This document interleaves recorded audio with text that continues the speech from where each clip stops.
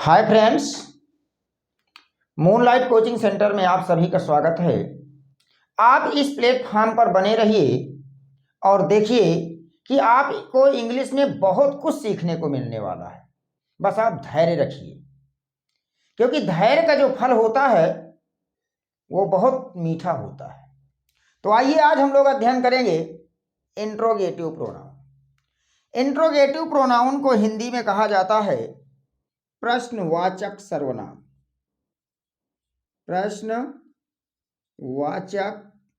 सर्वनाम।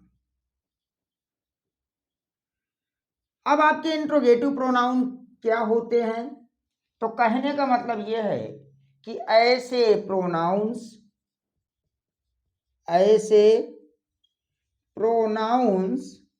जो प्रश्न पूछने का कार्य करते हैं उन्हें इंट्रोगेटिव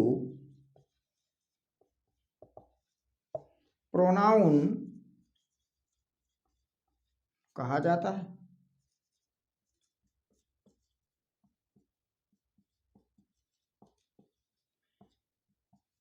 ऐसे प्रोनाउंस जो प्रश्न पूछने का कार्य करते हैं उन्हें इंट्रोगेटिव प्रोनाउन कहा जाता है।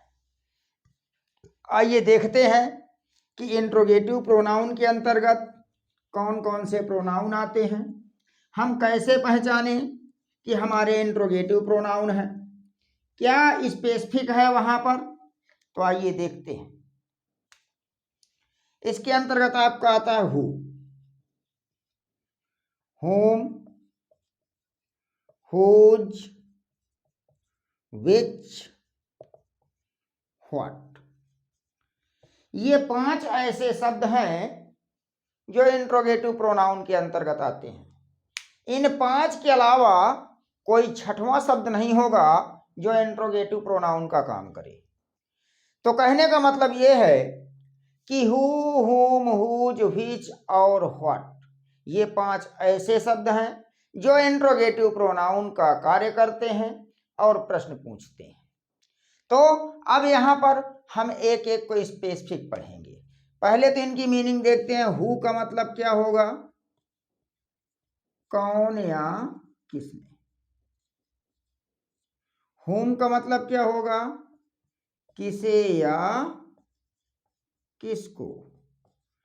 हुज का मतलब क्या होगा? किसका या किसकी। विच का मतलब क्या होगा? कौन सा या कौन सी। व्हाट का मतलब क्या होगा? क्या। तो इंट्रोगेटिव प्रोनाउन के अंतर्गत 5 शब्द आए। हु, कौन या किसने। होम, किसे या किसको। हुज, किसका या किसकी। विच, कौन सा या कौन सी। व्हाट, क्या।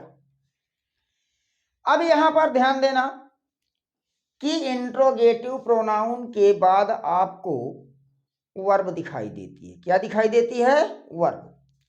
तो अगर हु, हुम, हुज, व्हिच और व्हाट के बाद आपको वर्ब दिखाई दे जाए या फिर आपका कोई प्रीपोजिशन दिखाई दे जाए, तो ऐसे में who, whom, whose, which, what interrogative pronoun का कार्य करते हैं और प्रश्न पूछते हैं। क्यों? क्योंकि इसमें जैसे यहाँ बताया गया कि इंट्रोगेटिव प्रोनाउन में 5 शब्द आ रहे हैं। हु, हुम, हुज, व्हिच और व्हाट। तो इनमें से कुछ आपके अनदर पार्ट्स ऑफ स्पीच में भी जा सकते हैं। तो उस अनदर पार्ट्स ऑफ स्पीच को पहचानने में क्या जो है टेक्निक होनी चाहिए, क्या स्पेसिफिक होना चाहिए। तो अब जैसे यहां बताया गया कि हु, हुम, हुज, व्हिच और व्हाट, ये 5 इंट्रोगेटिव प्रोनाउन का कार्य करेंगे, प्रश्न पूछने का कार्य करेंगे। लेकिन कब करेंगे? तो ध्यान दीजिएगा कि इनके बाद या तो आपको वर्ब दिखना चाहिए या तो आपको प्रीपोजिशन दिखना चाहिए। अगर इनके बाद वर्ब या प्रीपोजिशन नहीं आ रहा है तो इसका मतलब है कि ये प्रोनाउन का कार्य नहीं कर रहे हैं। चलिए अब एक एक को हम स्पेसिफिक देख लेते हैं। तो आपने देखा कि इंट्रोगेटिव प्रोनाउन के अंतर्गत कौन कौन से शब्द आए, उनकी मीनिंग क्या होती है और उनके बाद आता क्या है। अब यहाँ पर जैसे जहां कहीं आपको हु लगाना होगा तो हु के बाद आपका सीधे वर्ब आएगा, फिर आगे आपका ऑब्जेक्ट अदर वर्ड कुछ भी आ जाए। अब इस वर्ब के रूप में हो सकता है ओनली मेन वर्ब आ जाए, हो सकता है कि ऑक्सिलरी वर्ब के साथ मेन वर्ब आ जाए, और हो सकता है कि लिंकिंग वर्ब आ जाए। इस तरह से हम ध्यान देंगे। अब जैसे कह दिया जाए तुम्हें कौन जानता है, तुम्हें कौन जानता है, तो यहां पर देखा जाए तो कौन के लिए क्या लिखेंगे, हु। जानना की क्या होती है, नो। हु को सिंगुलर सब्जेक्ट मानते हैं तो लगाएंगे es knows, who knows you, ये बन गए। जैसे कह दिया जाए मुझे कौन नहीं जानता है, मुझे कौन नहीं जानता है, तो कौन के लिए क्या लिखेंगे, हु। सिंगुलर सब्जेक्ट की तरह कार्य करता है तो अतः इसके बाद आपका आएगा डज नॉट। जानना की क्या होगी, नो, क्योंकि डू नॉट डज नॉट के साथ वी वन आता है, और किसे, मुझे, मी। हु डज नॉट नो मी, मुझे कौन नहीं जानता है। तो यहां पर आप देख रहे हो कि हु के बाद क्या मिलना चाहिए, वर्ब। हु के बाद क्या मिल गया, वर्ब। हु के बाद क्या मिला, वर्ब। तो ये तो बात हो गई हु की। आते हैं देखते हैं होम में क्या होता है, आइए देख लेते हैं।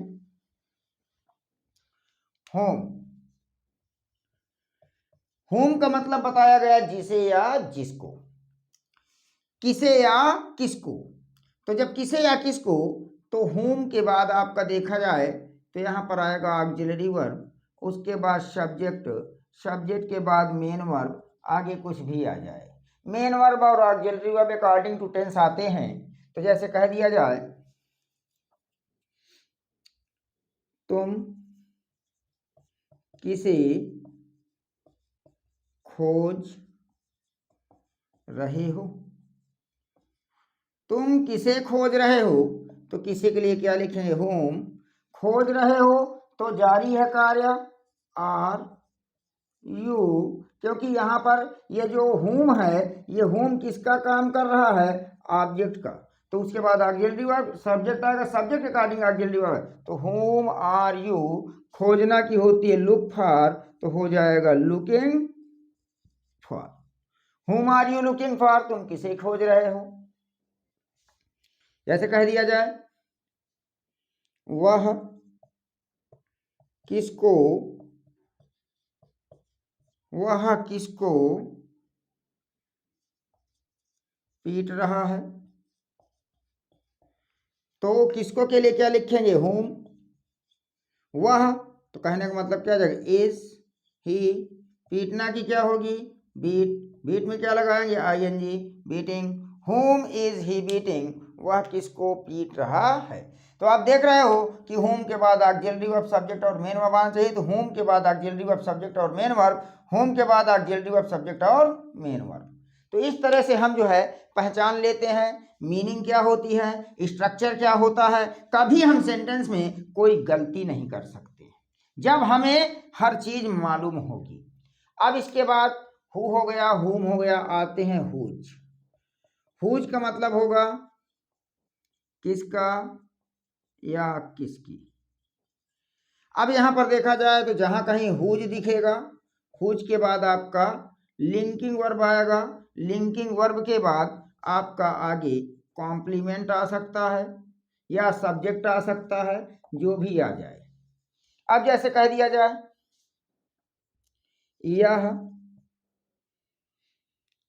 यह पुस्तक किसकी है, यह पुस्तक किसकी है, तो किसकी के लिए क्या लिखेंगे, हुज। है के लिए इज, यह पुस्तक this book. Whose is this book, यह पुस्तक किसकी है। इस तरह से हमने हुज देख लिया। हुज के बाद अब हम आते हैं, क्योंकि हमें प्रोनाउन देखना है, तो देख लीजिए हुज के बाद वर्ब आ रहा है। हुज किसका काम करेगा? प्रोनाउन का काम करेगा। इसके बाद अब हम चर्चा करें तो हुज के बाद आता है विच। विच का मतलब निकलता है कौन सा या कौन सी। यहां पर देखा जाए तो विच के आगे आएगा लिंकिंग वर्ब, आगे चाहे जो भी आ जाए। अब जैसे कह दिया जाए यह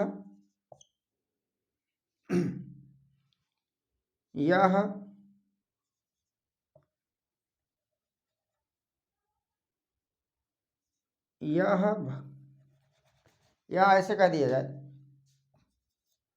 तुम्हारी पुस्तक कौन सी है। तुम्हारी पुस्तक कौन सी है, तो कौन सी के लिए क्या लगा दें? विच। उसके बाद is your book. Which is your book, ये आ गया। इसके बाद देखा जाए तो विच का प्रयोग किसके लिए करते हैं? सिलेक्शन। सिलेक्शन का मतलब होता है चुनाव। और चुनाव करने के लिए हमारे पास होना चाहिए मोर देन वन थिंग। जब से तक हमारे पास एक से अधिक वस्तु नहीं होंगी तब तक हम चुनाव कैसे कर सकते हैं? तो क्या बन गया? Which is your book. जैसे कह दिया जाए which is your brother. Which is your brother, तुम्हारा भाई कौन सा है। तो देख रहे हो विच के आगे वर्ब दिख रही है, और इस तरह से हम कह रहे हैं कि विच हमारा किसका काम कर रहा है? तो इंट्रोगेटिव प्रोनाउन का काम कर रहा है। तो इंट्रोगेटिव प्रोनाउन के अंतर्गत जो भी शब्द आते हैं उनके बाद क्या आना चाहिए? वर्ब आना चाहिए। अब आपका लास्ट वन बना है। वन क्या बचा है? व्हाट। व्हाट के बाद आपको यहाँ पर दिखेगा वर्ब, और वर्ब में आपको क्या दिख जाएगा? लिंकिंग वर्ब दिख जाएगा, या फिर ऑक्सिलरी वर्ब। उसके बाद सब्जेक्ट, सब्जेक्ट के बाद मेन वर्ब, यहाँ पर दिखेगा सब्जेक्ट, सब्जेक्ट के बाद दिखेगा कॉम्प्लीमेंट। जैसे कह दिया जाए तुम्हारा नाम क्या है, तो क्या बन जाएगा? क्या के लिए? What is your name. What is your name, तुम्हारा नाम क्या है। यह हो गया। और इस व्हाट का प्रयोग प्रोफेशन के लिए करते हैं। प्रोफेशन, प्रोफेशन का मतलब होता है व्यवसाय। अब जैसे यहां पर कह दिया जाए तुम्हारे पिताजी क्या करते हैं। तुम्हारे पिताजी क्या करते हैं, अर्थात यह बन जाएगा what is your father. What is your father, तुम्हारे पिताजी क्या हैं, अर्थात तुम्हारे पिताजी क्या करते हैं। तो क्या करते हैं, तो यहाँ पर ये किसकी बात कर रहा है? प्रोफेशन की बात कर रहा है, व्यवसाय की बात कर रहा है। तो आपने देखा कि इंट्रोगेटिव प्रोनाउन के बाद जो है वर्ब आता है, और ऐसी स्थिति में इंट्रोगेटिव प्रोनाउन के अंतर्गत 5 शब्द आते हैं, हु, हुम, हुज, व्हिच और व्हाट। इनके बाद वर्ब आए तो ये 100% काम किसका करेंगे? इंट्रोगेटिव प्रोनाउन का। मिलते हैं नेक्स्ट क्लास में। Thank you all of you.